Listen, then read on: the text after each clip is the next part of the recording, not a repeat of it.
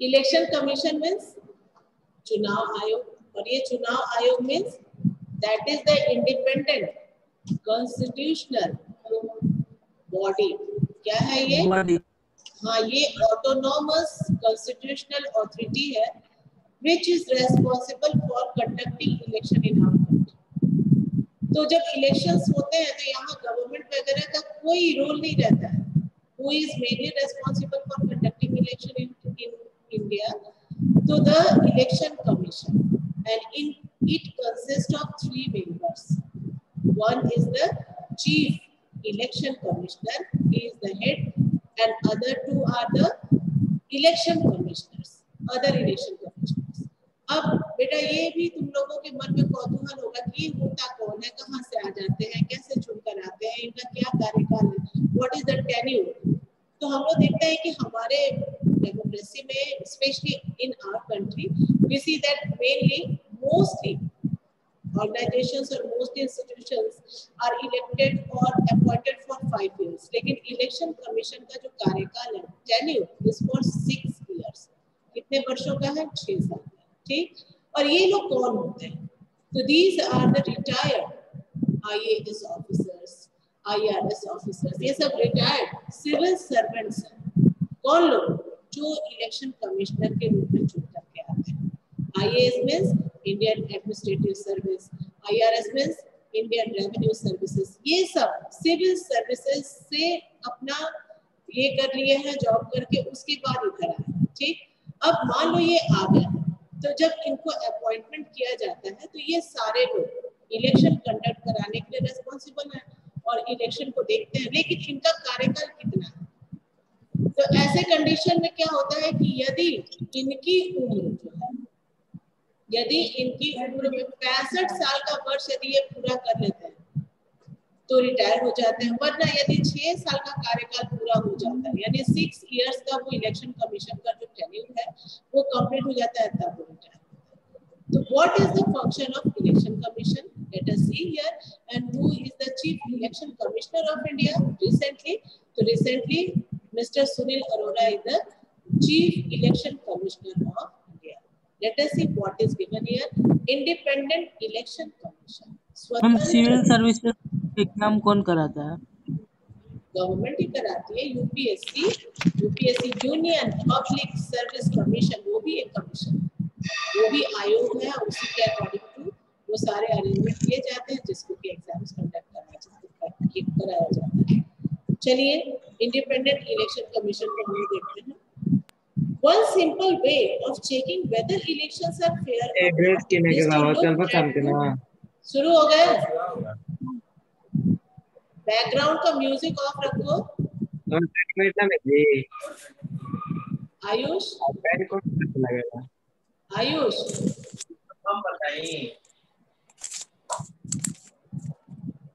बहुत दिनों के बाद क्लास कंटिन्यू हो रहा है, उसके बावजूद तुम लोगों को जरा भी सेंस नहीं है कि हम लोग क्लास कंटिन्यू करें, तो थोड़ा सा अलर्टनेस रहेगा हम लोग। One simple way of checking whether elections are fair or not is to look at who conducts the election।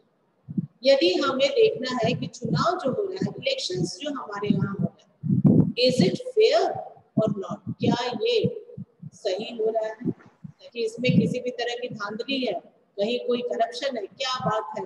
तो सबसे पहला चीज ये है कि ये जो इलेक्शंस होते हैं ये चेक करना हमें कि कौन कराता है।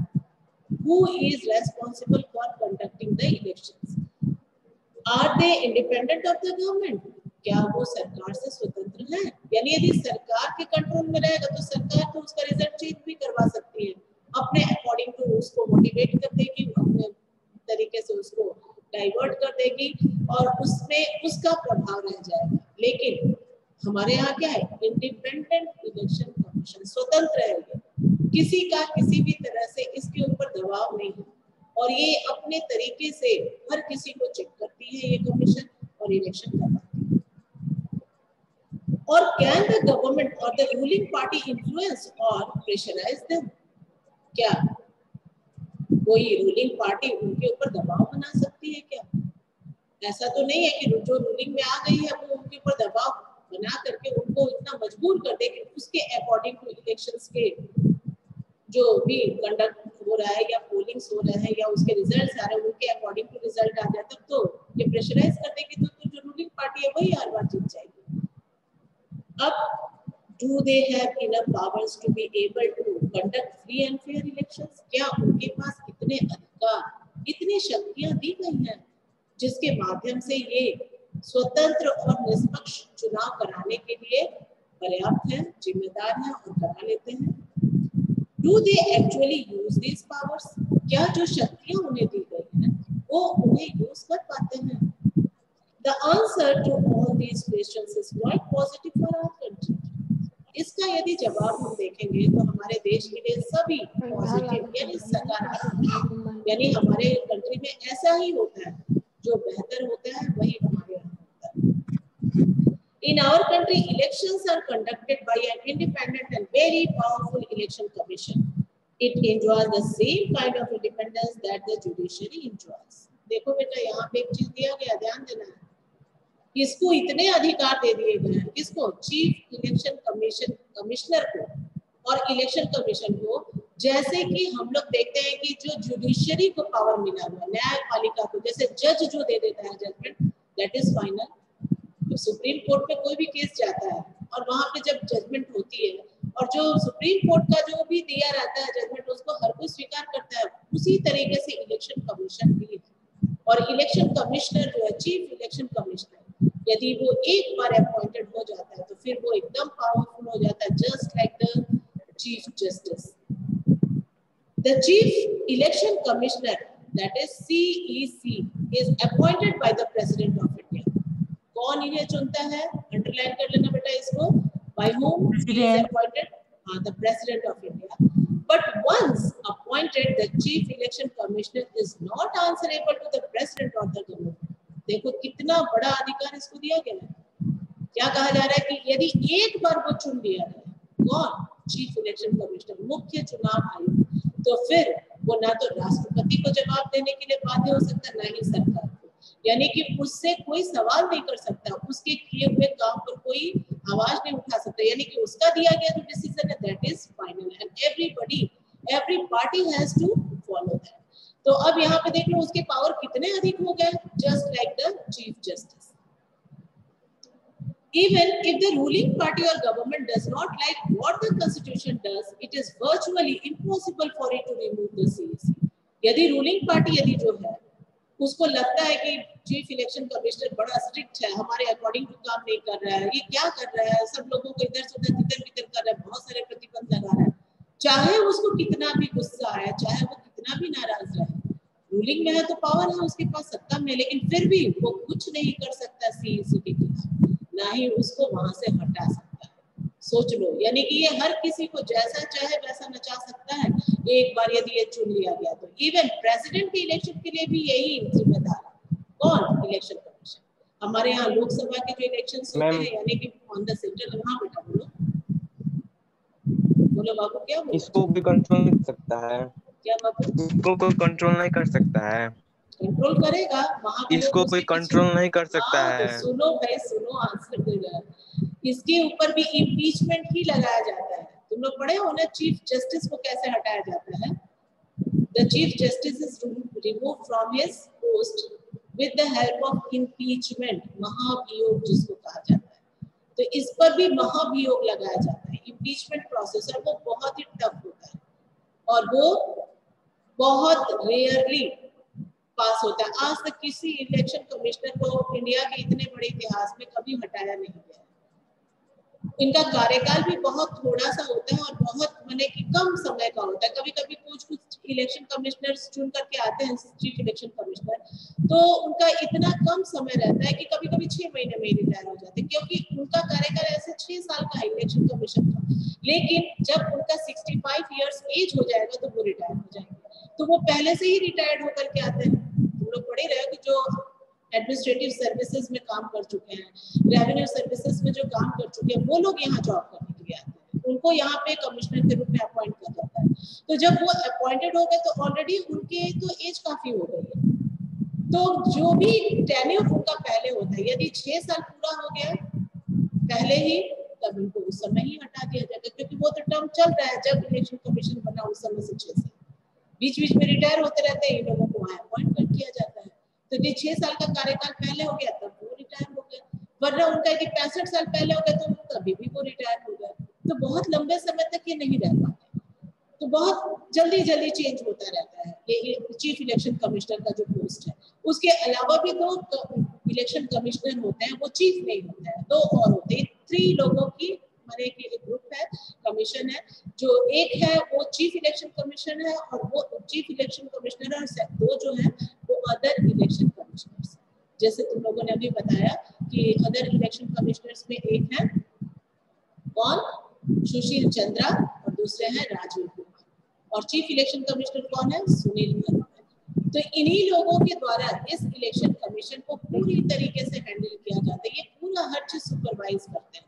और एकदम सेंट्रल लेवल पर भी, यानी कि जो सेंट्रल लेवल पे तो हम लोग लोकसभा के ही इलेक्शन में भाग लेते हैं, तो लोकसभा के भी इलेक्शन के लिए यानी सेंट्रल लेवल पर भी, और विधानसभा के इलेक्शन के लिए, that means on the state level, these election commissioners और this election commission is responsible for conducting election. इसके अलावा जो प्रेसिडेंट का है चुनाव, बाकी जो भी चुनाव होते हैं, जितने भी इलेक्शंस होते हैं, उसकी सारी जिम्मेदारी, उसको देखना, उसको हैंडल करना यही लोग करते हैं। लेकिन देखो, ग्राम पंचायत और म्युनिसिपल कॉर्पोरेशन और म्युनिसिपैलिटीज जो हम लोग देखते हैं, लोकल सेल्फ गवर्नमेंट देखते हैं ना, जैसे कि हम लोग देखते हैं वार्ड मेंबर्स हो गए, ग्राम प्रधान हो गए, या तुम्हारे म्युनिसिपैलिटी के जो चेयरमैन हो गए या मेयर हो गए म्युनिसिपल कॉर्पोरेशन के, इन लोगों के लिए ये इलेक्शन कमिश्नर्स नहीं जरूरत है। इनके लिए क्या है, स्टेट इलेक्शन कमीशन। ये क्या है, ये है केंद्रीय है, माने केंद्रीय स्तर पर है, जिसको हम लोग इलेक्शन कमीशन ऑफ इंडिया कहते हैं। क्या कहते हैं, election commission of India, Bharat का चुनाव आयोग। और ये जो है, जो हमारे ग्राम प्रधान वगैरह का चुनाव होता है, इसको कौन देखता है, तो स्टेट इलेक्शन कमीशन, वो राज्यों के लिए वो अलग निकाय है, ठीक है। Those are responsible for only states and this is responsible for the whole country and the state, and those are responsible for the local bodies, ठीक है। तो अब यहाँ पे एक और चीज दिया गया, even if the ruling party or the government does not like what the commission does, it is virtually impossible for it to remove the CEC. Very few election commissions in the world have such wide-ranging powers as the Election Commission of India. बहुत कम ही election commission ऐसे हैं दुनिया में जिनको भारत के election commission जैसा अधिकार मिला हुआ है। सोच लो कितना अच्छा है, हमारे यहाँ के इलेक्शन कमीशन को इतने अधिक पावर दे दिए गए हैं कि वो हमारे कंट्री में जो भी इलेक्शंस कंडक्ट होते हैं उसको फ्री और फेयर तरीके से करवाते हैं। और इस वजह से हम कह सकते हैं कि in our country the elections are democratic. हमारे यहाँ जो भी चुनाव होते हैं ये लोकतांत्रिक। अब यहाँ पे तुम्हारा CEC मतलब चीफ इलेक्शन कमीशन, और EC मींस इलेक्शन कमीशन, दोनों के ही कामों को दिया गया है। आप इसको देखेंगे, चेक करेंगे क्या क्या है। EC takes decision on every aspect. कहाँ हो भैया अभी रानू, कितना लेट में आके ज्वाइन कर रहे हो, पेज कहाँ है, 69। EC takes decisions on every aspect of conduct and control of elections from the announcement of elections to the declaration of result। देखो EC जो है चुनाव आयोग, ये हर एक निर्णय लेता है, कब से, चुनाव कंडक्ट कराने से लेकर के कैसे कैसे इलेक्शंस को हमें कंट्रोल करना है, from the announcement of elections, जब से चुनाव की तिथि की घोषणा कर दी जाती है, when the date of election is announced, till that time to, from that time to the time when the counting of votes is over, तब तक वो काम करता रहता है, till the result has declared, तब तक वो अपना काम कंटिन्यू करता रहता है। और ये काम बहुत ही रेस्पॉन्सिबिलिटी के साथ वो करता है। EC takes decision on every aspect of conduct and control of elections from the announcement of elections to the declaration of result। Second, it implement the code of conduct। तुम लोग सुनते होगे आचार संहिता, सुने हो ना, आचार संहिता लग जाता है जब चुनाव होने वाला रहता है, तो उसी आचार Yes, संहिता को कोड ऑफ कंडक्ट कहते हैं, यानी उसके अंतर्गत कुछ प्रतिबंध लगा दिए जाते हैं। जैसे कि ऊपर तुम लोग देखे हो कि बहुत सारी चीजें हैं जिस पर प्रतिबंध लगा दिया जाता है कि बहुत भीड़ भाड़ नहीं इकट्ठा करना है, गलत गलत जगहों पे हम जाकर के प्रचार प्रसार नहीं कर सकते हैं, धर्म का नाम लेकर के लोगों को बहला फुसला नहीं सकते हैं, किसी भी धार्मिक स्थल का इस्तेमाल नहीं कर सकते हैं, जरूरत से ज्यादा पैसे को इन्वेस्ट नहीं कर सकते हैं, कोई लॉ जो है यदि लगेगा कि ये गड़बड़ हो रहा है तो उसके ऊपर आचार संहिता का उल्लंघन करके उसके ऊपर FIR दर्ज हो जाता है। ये सारी चीजें होती है। तो जो इलेक्शन कमीशन है, he is responsible for implement the code of conduct, वही कोड ऑफ कंडक्ट को लागू करवाते हैं और उसी के अकॉर्डिंग टू यदि वो चेक करते हैं if any candidate or any person is violating the law, कानून का उल्लंघन कर रहा है तो वो उसे पनिश करते हैं। Okay, it implements the code of conduct and punishes any candidate or party that violates it. किसी दल को यदि उन्हें लगता है कि ये हमारे जो भी नियम कानून बनाए गए हैं आचार संहिता के तहत, इस आचार संहिता का उल्लंघन हो रहा है, तो वो क्या करते हैं, उनके खिलाफ केस दर्ज करते हैं और जैसी कार्रवाई उसको चेक करते हैं, उसके बाद उनसे जवाब मांगा जाता है और जैसा होता है वैसे उसके ऊपर एक्शन भी लिया जाता है।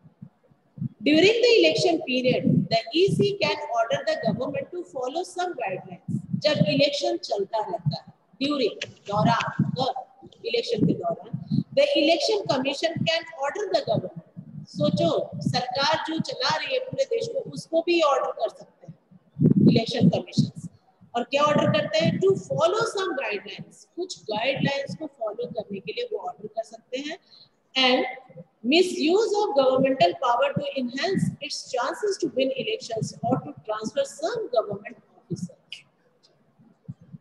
कुछ अधिकारियों को भी, सरकारी अधिकारियों को भी, जैसे कि तुम लोग देखते हो कि एडमिनिस्ट्रेटिव सर्विसेज में है, कुछ डिस्ट्रिक्ट लेवल पर है, कुछ स्टेट लेवल पर है, तो उन लोगों का भी ट्रांसफर कर सकते हैं। इवन जो सरकार में है उसके ऊपर भी दिशा निर्देश जारी करता है, उनको भी चेक करता रहता है कि कहीं वो अपने पावर्स को मिसयूज तो नहीं कर रहा है, कहीं अपने गवर्नमेंट की जो फैसिलिटीज उन्हें मिली हुई है पावर में रहने के नाते उसका मिसयूज तो नहीं कर रहे, जिसकी वजह से जो बाकी अदर पॉलिटिकल पार्टीज है उनके लिए कॉम्पिटिशन कंटेस्ट करना स्टिफ हो जाएगा। तो लेवल प्लेइंग फील्ड बना रहे, चाहे वो गवर्नमेंट में है या गवर्नमेंट से बाहर, इन सब चीजों को चेक करने का काम सीई करते हैं, यानी इलेक्शन चुनाव आयोग करते हैं, और उनका हेड कौन होता है, chief election commissioner. When on election duty, government officers work under the control of the EC and not the government. बेटा तुम लोग देखते होंगे जब भी इलेक्शंस होते हैं तो तुम्हारे पापा के, तुम्हारे चाचा के, जो भी आस पड़ोस के लोग हैं, जो भी जॉब में होते हैं, गवर्नमेंट जॉब में, तो वो कुछ दिनों के लिए इलेक्शन ड्यूटी पर चले जाते हैं। ऐसा होता है, देखे हो ना?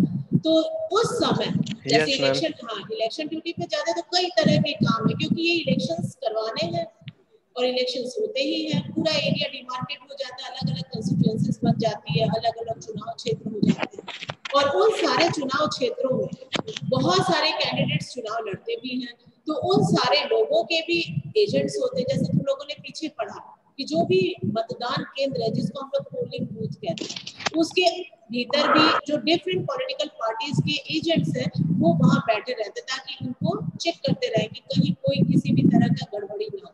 तो इस तरह से जब इलेक्शंस कंडक्ट होते हैं तो कभी कभार क्या होता है, बहुत सारा दंगा फसाद भी होने का डर हो जाता है, कभी कभी दिक्कतें आ जाती है, विवाद भी बढ़ जाता है, लेकिन इन सब चीजों को एकदम बारीकी से कौन चेक करता है, वही इलेक्शन कमीशन। और उस समय जो आदमी ड्यूटी पर जाता है वो उस समय सरकारी कर्मचारी जिस डिपार्टमेंट में वर्क कर रहा है उसका कर्मचारी, वो उस दिन के लिए, उस 2-3 दिन के लिए, जितने दिनों के लिए उसको इलेक्शन ड्यूटी पर जाना है, वो उस दिन के लिए इलेक्शन कमीशन का कर्मचारी हो जाता है। यानी कि that person is working for the election commission. उसके वेतन, उसके भत्ते, जो भी उसको पेमेंट है उस दिन का, उसके अलाउंसेस हैं, वो सब इलेक्शन कमीशन उसको पे करता है। इसीलिए उस दिन के लिए, चाहे उस पीरियड के लिए, वो जिस संस्था में भी होता है वहां से उसको छोड़ दिया जाता है। क्यों? क्योंकि वो इलेक्शन ड्यूटी पर जा रहा है, और election duty that is very necessary to for conducting free and fair elections. बहुत सारे ऑफिसर्स होते हैं, पोलिंग ऑफिसर होते हैं, प्रेजाइडिंग ऑफिसर्स होते हैं, मजिस्ट्रेट चेकिंग के लिए भी, पेट्रोलिंग के लिए भी घूमते रहते हैं, फिर कई पियून्स होते हैं, कई सिक्योरिटी गार्ड्स भी वहां होते हैं, इन सब चीजों को चेक करने के लिए कि ये सारी चीजें व्यवस्थित तरीके से कराया जाए। तो ये सारे लोगों को ऑर्गेनाइज करवाना, किसको कहाँ डिप्यूट करना, ये सब कौन देखता है? इलेक्शन कमीशन, चुनाव आयोग। यही सारे तरीके से हर चीज को बहुत कायदे से देख करके, करीने से व्यवस्थित करके हर इलाके में इलेक्शंस करवाते हैं। और यदि इनके पास मैसेज आ जाता है, कोई पेटिशन दे दिया, अर्जी दे दिया कि यहाँ पे हमारे क्षेत्र में चुनाव अच्छे से नहीं हुआ, बहुत सारी गलतियां हो गई है, बूथ कैप्चरिंग हो गया है, बहुत सारी चीजों को एकदम डिस्ट्रॉय कर दिया गया है, रूल रेगुलेशंस को फॉलो नहीं किया गया, कोड ऑफ कंडक्ट को लोगों ने बिल्कुल नहीं फॉलो किया। यदि ऐसा कोई भी केस चला जाता है और उसके लिए प्रूफ मिल जाता है, तो इलेक्शन कमीशन भी उसको चेक करवाती है। उसको लगता है कि दिक्कत है तो क्या किया जाता है, वहां का इलेक्शन जो है वो निरस्त हो जाता है, पर्टिकुलर उस पोलिंग बूथ का। तो इन सारी चीजों के लिए E to Z कौन जिम्मेदार है? That particular independent body which is known as the election commission. Therefore, it is very important and it is responsible for conducting free and fair election in our country. Okay? When on the election duty, जब election की duty पर लोग जाते हैं, government officers work under the control of the EC and not the government. भले वो सरकारी कर्मचारी है, लेकिन उस दिन वो उस सरकार के उस निकाय के अंडर में काम नहीं करके किसके अंडर में काम करते हैं? Election commission. In the last 15 years or so, the Election Commission has begun to exercise all its power and even expand them. बहुत पहले जब हमारे इलेक्शन शुरू हुए, एक बच्चा एक दिन पूछ रहा था कि मैडम पहला इलेक्शन कब हुआ था, तो उस दिन हम लोगों ने चर्चा किया था कि हमारा कॉन्स्टिट्यूशन ही बन करके 1950 में लागू हुआ। उसके बाद इलेक्शंस कराने की प्रक्रियाएं की गई, तो इलेक्शंस कंडक्ट कराए गए लास्ट मंथ ऑफ उस साल के अंत तक। लेकिन ये ओवर हुआ तब क्या होता था? बैलेट पेपर, बैलेट बॉक्स में इलेक्शंस होते थे। तो कंप्लीट हुआ इलेक्शन 51, इसीलिए हम लोग इसको काउंट करते हैं कि 51 में पहला आम चुनाव हुआ था। तो उस कंडीशन में जब चुनाव होता था तो इलेक्शन कमिश्नर्स को पावर दिया गया था उस समय में। हमारे कॉन्स्टिट्यूशन में each and everything is written, but वो लोग अपने पावर को इतना एक्सरसाइज नहीं करते थे। लेकिन अभी के कुछ वर्षों से, करीब अभी तुम्हारे बुक में तो 15 इयर्स दिया है, लेकिन मेरे विचार से 25 इयर्स हो गए, इलेक्शन कमीशन अपने पावर को बहुत सटीक तरीके से यूज करता है और किसी भी गवर्नमेंटल अथॉरिटी को अपने पावर को मिसयूज करने से रोकता है। And he is totally responsible for conducting free and fair election in the country. In the last 15 years or so, the Election Commission has begun to exercise all its power and even expand them. It is very common now for the Election Commission to reprimand the government and administration for their lapses. When election officers come to the opinion that polling was not fair, जो हम लोगों ने भी चर्चा किया, यदि election commission का मत बन जाता है, विचार हो जाता है, विश्वास हो जाता है कि इलेक्शंस अच्छे नहीं हुए, polling was not fair, in some booths, कुछ बूथ्स पर, सब पर नहीं, कुछ बूथ्स पर, और इवन एंड इंटायर कंस्टिट्यूएंसी, कभी-कभी ऐसा भी होता है कि इस पूरी कंस्टिट्यूएंसी में ही इलेक्शन अच्छा नहीं, पूरा डिस्टर्ब हो गया है, लोगों ने फ्री और फेयर इलेक्शन को नहीं यूज किया, तो दे ऑर्डर ए रीपोल, वो फिर से रीपोल करने का आदेश देते हैं, यानी कि चुनाव रद्द हो जाता है और फिर से दोबारा चुनाव कराया जाता है।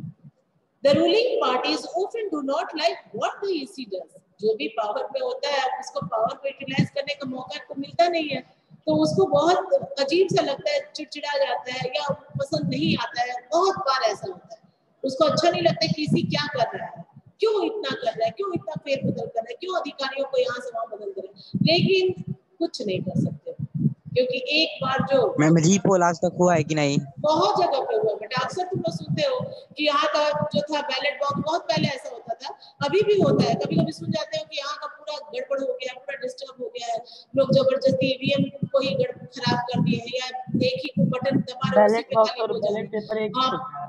नहीं बेटा, बैलेट बॉक्स अलग होता है, बैलेट पेपर अलग होता है। क्या होता है बैलेट बॉक्स और बैलेट पेपर कि जो बैलेट बॉक्स होता है ना, उसके अंदर बैलेट पेपर में निशान लगा करके और डाला जाता है। बॉक्स जो है वो बॉक्स है, बक्सा है और उसमें बीच में कटा हुआ है, बॉक्स में पेपर होता है, और वो बॉक्स जो है वो चौकोर होता है और बीच में लाइन जैसा होता है कटा हुआ। तो लोग क्या करते हैं, पेपर का मतलब उसमें लिस्ट है, सारे कैंडिडेट्स का नाम लिखा रहता है, उनके सिंबल्स रहते हैं और उनके पार्टीज का नाम होता है, तो लोग उस पर मुहर लगाते हैं, उस पेपर को फोड़ फिल करते हैं और उसके बाद उस बैलेट बॉक्स में डालते हैं।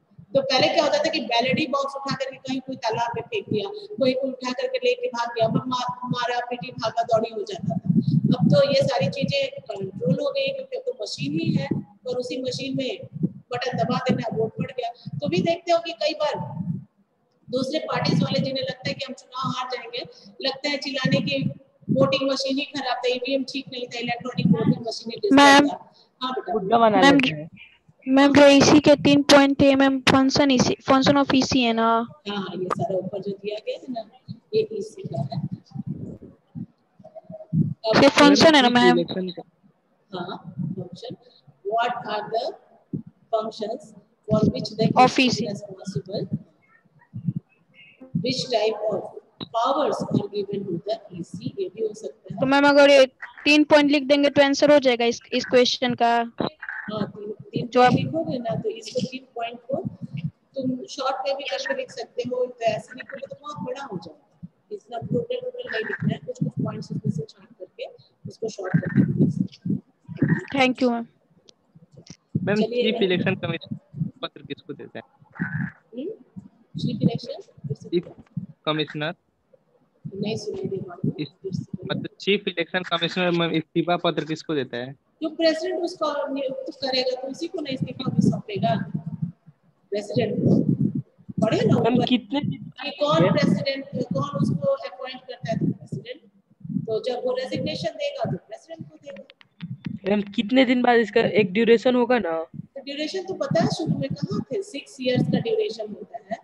बार बार इसके ऊपर चर्चा की हम लोग कि ये लोग अक्सर बहुत ज्यादा एज पर ही आते हैं, और जो चीफ इलेक्शन कमिश्नर बनता है वो जो सबसे सीनियर हो, जैसे 2 इलेक्शन कमीशन है अभी कमिश्नर है, वो चीफ नहीं है, अदर। एक तो चीफ हो गए जो कि सुनील अरोड़ा जी हैं, और 2 अदर हैं। एक में कौन है, एक है सुशील चंद्रा और दूसरे हैं राजीव कुमार। तो अब जो सीनियर होगा, जो ज्यादा दिनों से कार्यकाल संभाल रहा है इलेक्शन कमीशन का, वो नेचुरली वो क्या बन जाएगा, चीफ इलेक्शन कमिश्नर बन जाएगा, क्योंकि उसको एक्सपीरियंस हुआ रहेगा। तो जो चीफ इलेक्शन कमिश्नर वो बन गया, और जो दूसरा है वो फिर उसके साथ वर्क कर रहा है। लेकिन जब उसका कार्यकाल 6 साल का हो जाएगा तो फिर वो रिटायर हो जाएगा। वरना यदि उसकी उम्र 65 साल हो जाए तो 6 साल का भी कार्यकाल पूरा नहीं हुआ, उसके पहले यदि वो 65 इयर्स क्रॉस कर जाता है तो भी वो रिटायर हो जाएगा। फिर वो सिर्फ वैकेंट रहेगा, फिर वहां पे एक आएगा, फिर इस तरीके से ये व्यवस्थाएं चलती रहती है। आगे मैम जो अदर हैं, बोलो थोड़ा सा मैम जो टॉपिक 2 अदर हैं उनका भी सेम ड्यूरेशन होता है। हाँ बाबू दोनों का